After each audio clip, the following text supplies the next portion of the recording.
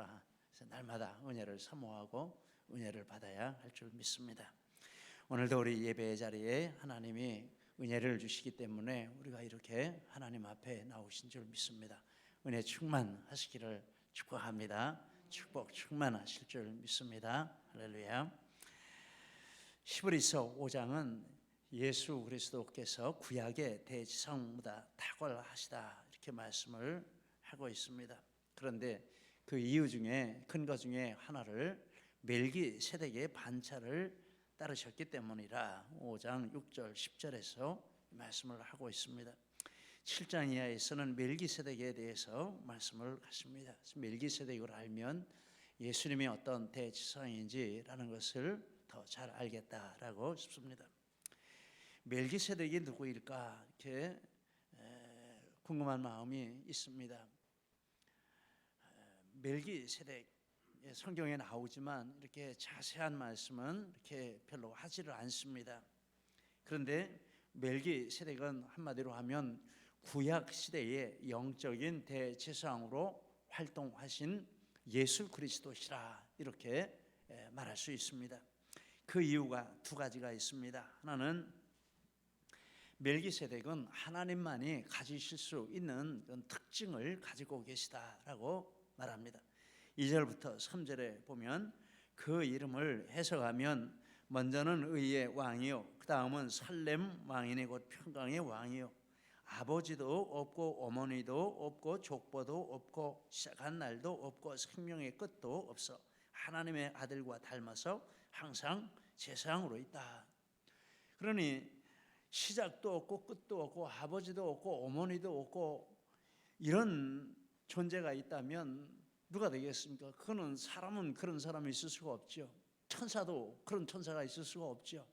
누가 있습니까? 하나님밖에는 없습니다. 하나님만이 이 특징을 가지고 계신 분이라고 하겠습니다. 그래서 멜기세덱이 누구냐라고 하면 여러 이론이 있습니다만은 그 중에 가장 중요한 해석은 하나님이시라, 구약에 활동한 성자 하나님이시라 이런 해석이 정통 해석이라고 믿습니다. 또 하나는 예수님이 구약 시대에도 활동하셨다라고 말씀을 하고 있습니다. 고린도전서 10장에 보면 이스라엘 백성이 출애굽에서 광야에 들어가서 겪은 만난 여러 고난 가운데 받은 은혜들을 말씀을 하는데 그 중에 하나가 신령한 음료를 마셨는데 반석에서 그들을 따르는 반석에서 음료를 마셨다라고 하면서 그 반석은 예수 그리스도시라 이런 말씀을 하고 있습니다. 그러니까 구약 시대에도 예수님이 하나님의 백성들을 따라다니며 보호하시고 지키시는 이런 대제사장의 사역을 하고 계셨다라고 하는 것입니다. 이런 두 구절을 연결해서 볼 때 이 멜기세덱은 구약의 예수 그리스도가 구약 시대에 영적으로 활동하신 그분을 가리키는 것이며 이름을 멜기세덱이라 했다라고 보면 맞습니다. 멜기라는 말은 멜렉이라는 단어고 왕이라는 뜻이고 세덱은 의라는 뜻이고 의의 왕이라 예수님을 의의 왕이라고 하고 또 살렘은 평화라는 뜻이고 예수님은 평강의 왕, 평화의 왕이라 하고 바로 이 예수님을 가리킨 다른 이름이다라고 보면은 맞습니다. 이런 전제 하에서 오늘 이 멜기세덱이 누구인가, 곧 예수 그리스도가 어떤 대제사장인가 이 부분을 잠시 상고하도록 하겠습니다. 첫째, 예수님은 우리를 천국까지 인도하시는 대제사장이 되십니다. 예수님은 더 좋은 언약을 따라 대제사장이 되셨다라고 말씀합니다. 말씀드린 대로 대제사장은 하나님과 사람 사이를 연결하는데 특별히 하나님께서 죄인인 우리 인간들을 받아주시고 용납해 주시고 하나님 품에 안아주시라고 하는 이 사역을 하는 것이 대제사장의 사역입니다. 그런데 예수님은 대제사장이신데 더 좋은 언약을 따라 대제사장이 되셨다라고 말합니다. 22절에 이와 같이 예수는 더 좋은 언약의 보증이 되셨느니라. 더 좋은 언약이라는 말은 하나님이 언약을 하셨다라는 것입니다. 누구에게 하셨습니까? 예수님에게 언약을 주셨습니다. 그런데 언약을 주셨는데 어떤 언약이냐 하면 예수님을 대제사장으로 세우신다라는 언약입니다. 그 언약을 주셨는데 어떤 대제사장으로 세우시냐 하면 영원한 대제사장으로 세우신다, 이런 언약을 주셨다라고 합니다. 21절 말씀, 주께서 맹세하시고 뉘우치지 아니하시리니 내가 영원히 제사장이라 하셨도다. 하나님이 예수님에게 영원한 대제사장의 직분을 주시겠다고 맹세로 언약하시고, 그래서 예수님이 대제사장이 되셨는데 어떤 대제사장이 되었습니까? 직분이 갈리지 않는 영원한 대제사장이 되셨다라고 합니다. 24절에 예수는 영원히 계심으로 그 제사장 직분도 갈리지 아니하시느니라. 그래서 예수님은 대제사장이 되시고 나서 그 다음에 대제사장이 있을 수가 없고 있을 필요도 없어요. 왜냐하면 이분은 영원한 제사장이기 때문에 이분 외에 다른 존재가 있을 수도 없고 있을 필요도 없는 그런 영원한 대제사장이라고 합니다.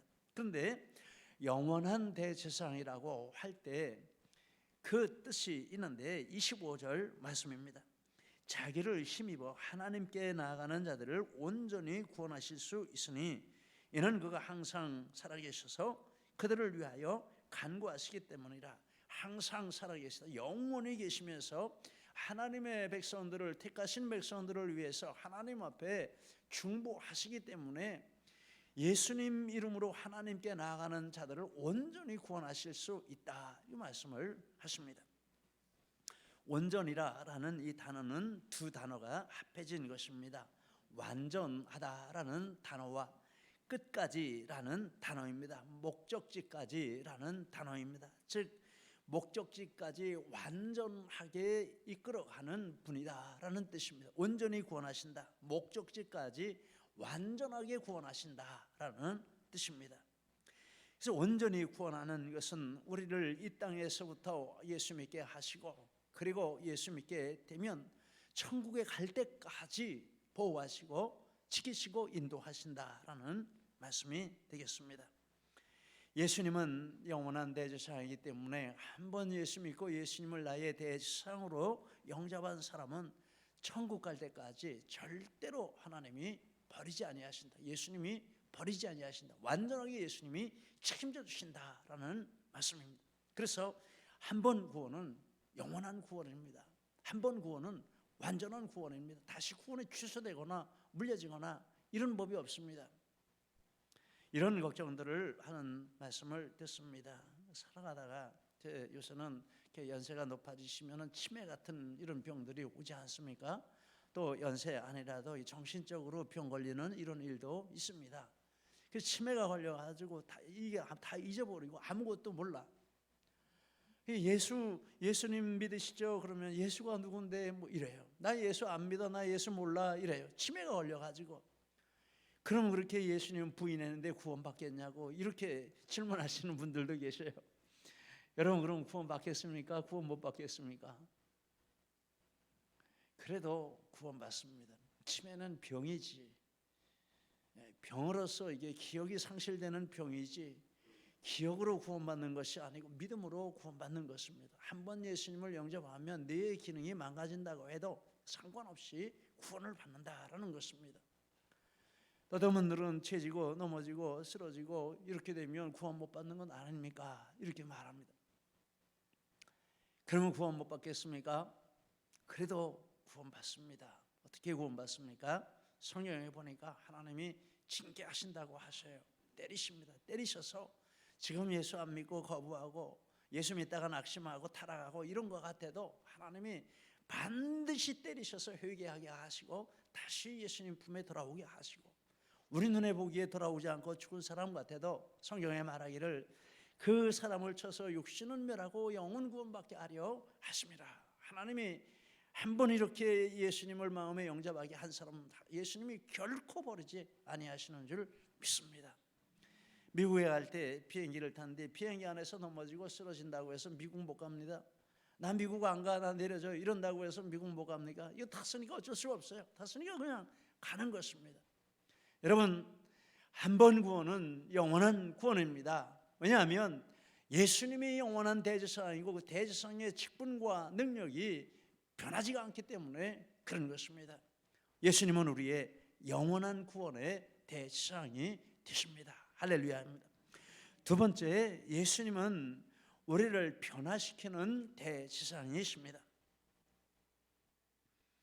예수님은 하나님의 백성과 새 언약을 맺으신다라고 하십니다. 8장 8절 말씀에 내가 이스라엘 집과 유다 집과 더불어 새 언약을 맺으리라. 그 언약에 대해서 10절에 8장 10절에 말씀하시는데 주께서 이르시되 그날 후에 내가 이스라엘 집과 맺을 언약은 이것이니 내 법을 그들의 생각에 두고 그들의 마음에 이것을 기록하리라 라고 하셨습니다.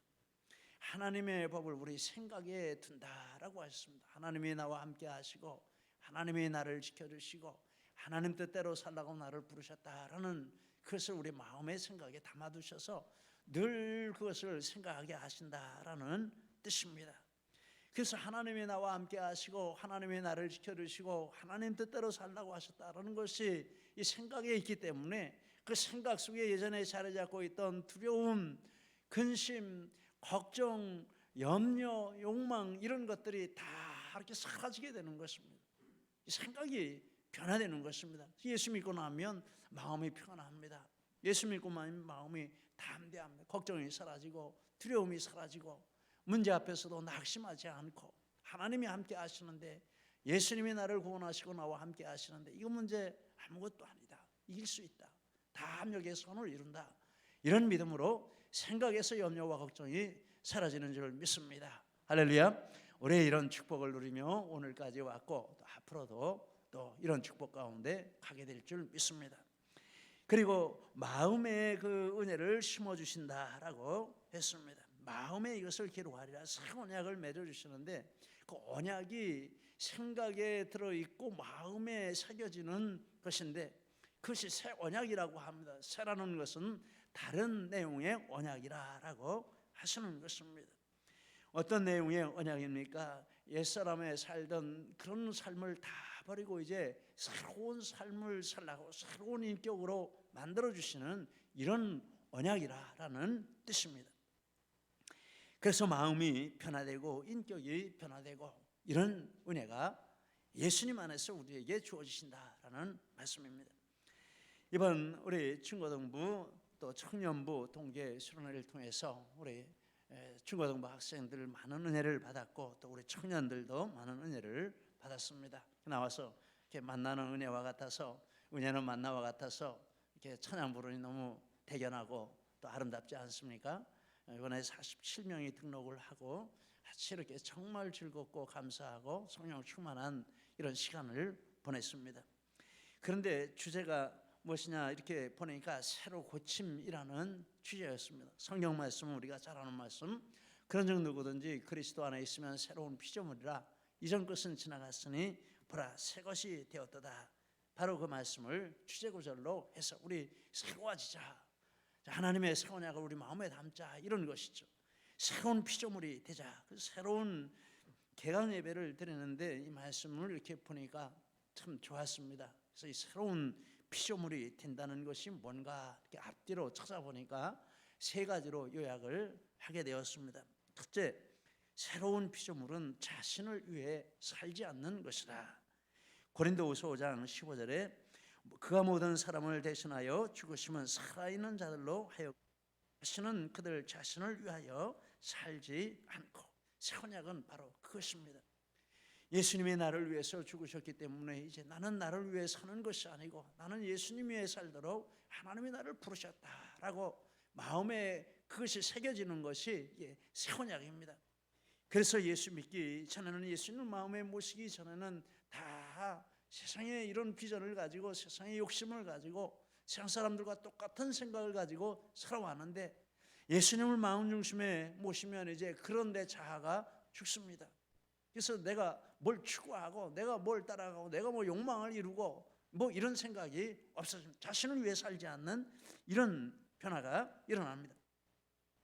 그리고 한 걸음 더 나아가서 그리스도를 위해 살고자 하는 그런 마음이 생깁니다. 5장 15절에 또 보시면 오직 그들을 대신하여 죽었다가 다시 살아나신 이를 위하여 살게 하려 하십니다. 이제 나는 예수님을 위해 살아야 되겠다, 이런 마음이 마음 가운데 생깁니다.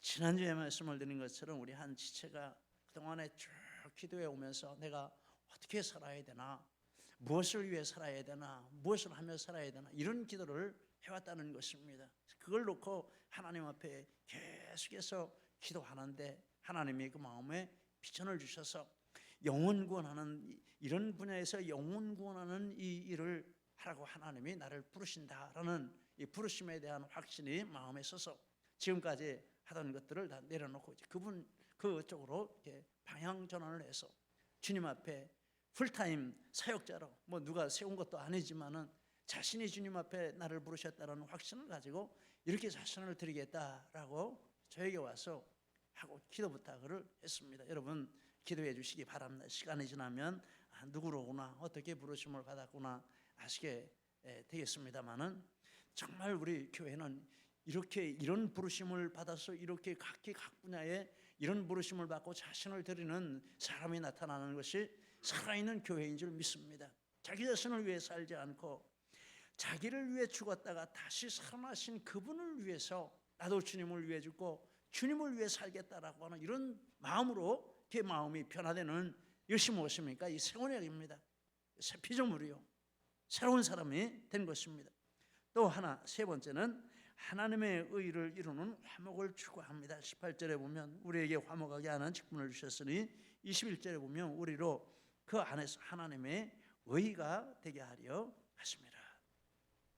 이렇게 해서 화목을 추구하는데 사람들과의 사이에서도 정말 하나님의 의를 이루어가는, 서로 교제함으로 더 충만한 은혜를 받고 더 주님의 형상을 닮아가는 이런 목표를 두고 성도 간의 교제를 이루고 또 믿지 않는 사람에게도 이런 화목의 통로로 쓰임받는 이런 변화가 일어난다라는 것입니다.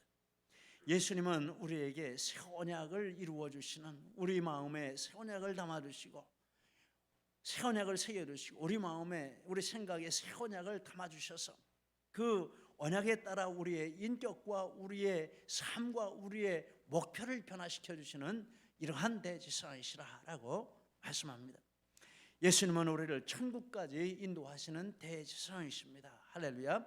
예수님은 우리의 삶의 목적과 내용과 인격을 완전하게 새롭게 하시고 변화시켜 주는 대지상이십니다. 할렐루야.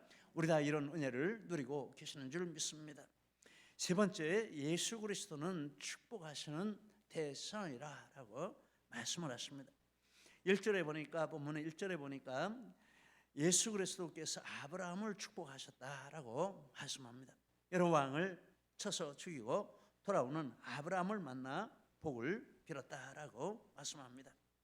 하나님께서 아브라함이 이렇게 가나안 땅에 북쪽의 왕들이 쳐들어와서 남쪽 왕들을 물리치고 롯과 가족과 또 여러 사람들을 잡아갔다라는 소식을 듣고 쫓아가서 그들을 물리치고 모든 사람들과 물품들을 찾아가지고 되돌아올 때 마중을 나간 사람이 있는데 바로 이 멜기세덱이었다라는 것입니다. 예수님이 마중을 나간 것입니다. 사람 모양으로 이렇게 현현하셔서 이 예수님 아브라함을 이렇게 마중을 나간 것입니다. 마중 나가서 하신 일이 무엇입니까? 그에게 예수님이 축복을 해주신 것입니다. 전능하신 하나님, 아브라함을 축복해 주옵소서. 축복을 해주신 것입니다. 예수 그리스도가 사람 모양으로 이렇게 나타나셔서 사람에게 축복하신 첫 번째 경우가 아브라함에게 축복을 하신 것입니다. 그런데 이 히브리서에서 이 문맥은 무엇이냐면 멜기세덱이 나가서 제사장의 자격으로 축복을 해주었다라는 것입니다. 예수님이 구약의 제사장으로서 가서 이렇게 축복을 해주었는데 이 축복하는 것이 대제사장이 하는 사역 중에 중요한 사역이라고 말씀을 하시는 것입니다. 그래서 구약 성경을 쭉 읽다 보니까 하나님께서 구약의 이런 대제사장들에게 백성들을 이렇게 축복하라라고 말씀하신 내용이 나오고 있습니다. 민수기 6장 22절 이하에 이렇게 말합니다. 여호와께서 모세에게 말씀하여 이르시되 아론과 그의 아들들에게 말하여 이르기를 너희는 이스라엘 자손을 위하여 이렇게 축복하여 하여 이르되 여호와는 내게 복을 주시고 너를 지키시기를 원하며 여호와는 그 얼굴을 내게 비추사 은혜 베푸시기를 원하며 여호와는 그 얼굴을 내게로 향하여서 평강 주시기를 원하노라 할지니라. 정말 아름다운 축복을 빌라고 하셨는데 이 대지상이 해야 할 중요한 일이라는 것입니다.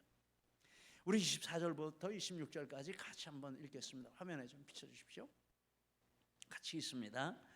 여호와는 내게 복을 주시고 너를 지키시기를 원하며 여호와는 그의 얼굴을 내게 비추사 은혜 베푸시기를 원하며 여호와는 그 얼굴을 내게로 향하여 드사 평강 주시기를 원하노라. 누구에게 이 명령을 하셨습니까? 대제사장에게 이 명령을 하셨습니다. 너희들이 대제사장의 백성들에게 축복할 권리가 있다, 의무가 있다라는 것입니다. 예수님이 아브라함을 축복하신 것은 대제사장으로서 축복하신 것입니다. 그런데 예수님은 우리에게도 이 시대의 대제사장으로 축복의 권세를 주신 줄 믿습니다. 우리는 축복하는 의무도 있고 축복하는 권세도 있습니다.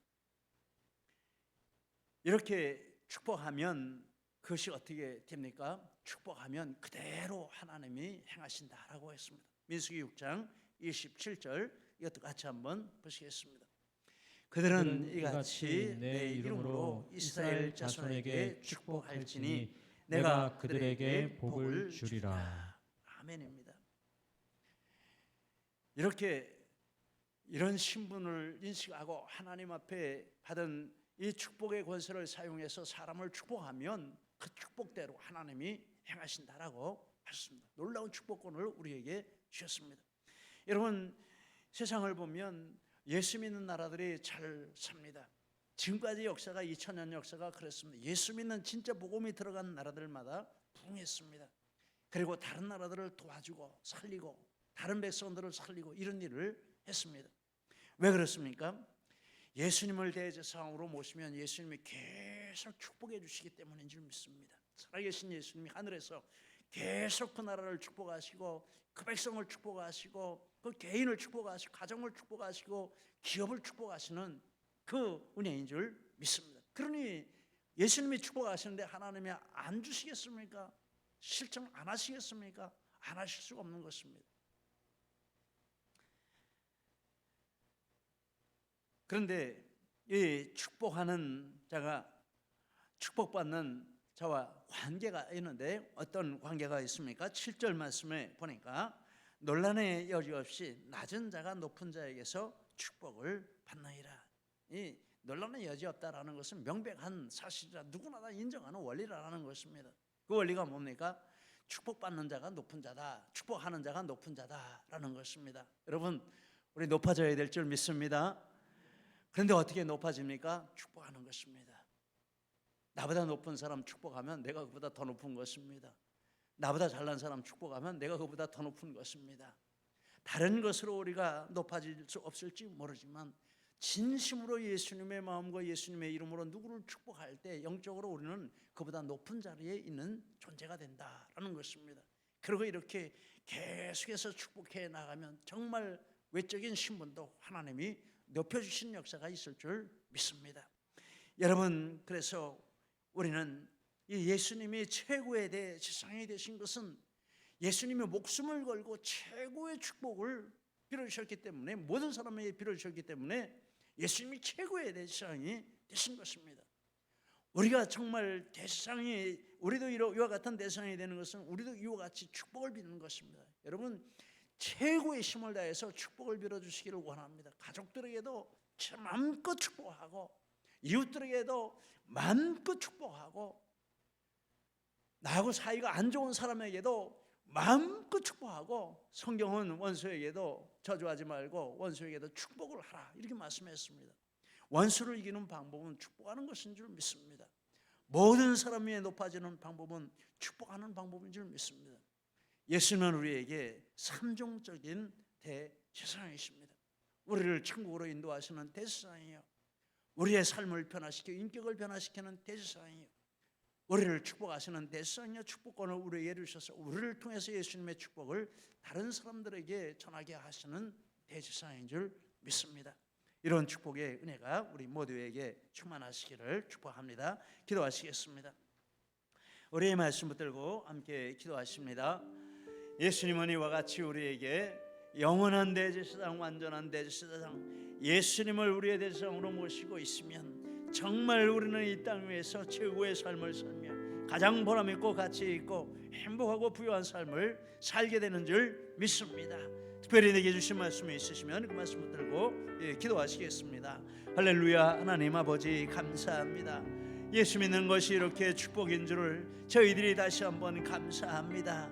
예수 믿으면 영생을 얻은 것이요, 예수 믿으면 우리가 최고의 인격으로 삶으로 변화되는 것이요, 예수 믿으면 축복의 통로가 되는 것입니다. 이런 축복을 저희들에게 주시고 예수님을 우리의 영원한 대제사장으로 모시고 우리가 넘어지든지 쓰러지든지 하나님 앞에 거하게 하시며 하나님 나라에 가는 이런 축복을 주신 것 감사합니다.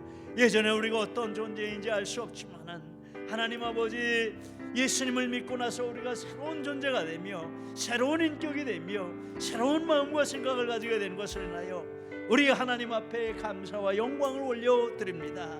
또한 하나님 이전에 우리 입술로 축복하지 못하고 욕을 하고 비난하고 정죄하고 저주하는 이런 일들이 많이 있었지만은 예수님을 믿고 나서 우리 입술이 축복하는 입술이 되게